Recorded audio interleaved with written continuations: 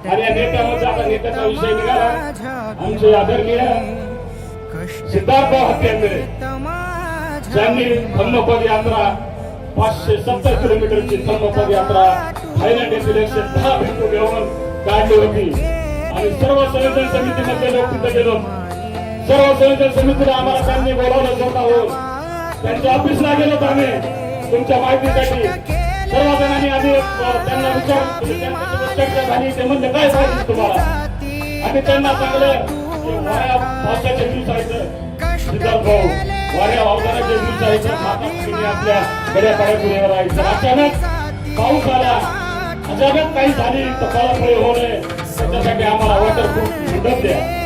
त्यांनी क्षणाचाही विलंब न करता 1 सेकंदाचा विलंब न करता हा आपण तिथं बसलो. हा तो बसलेला वॉटरप्रूफ मंडप आहे. हा आपल्या भाऊनी दिलेला आहे. याच्या बाईकवरनी बोलायला चालू आहे ती आम्हाला आदरणीय डॉक्टर सिद्धार्थ हत्यारे यांनी दिलेली आहे. भविष्य पण आपण नाही आमच्यावर काय चित्र करतो काय कानत्व पाहिजे कानत्व आणि कानत्व काही जणांबद्दल आहे. सिद्धार्थ भाऊसाठी तुम्हाला सर्वांना एकदा विनंती करतो की आपण त्यांच्या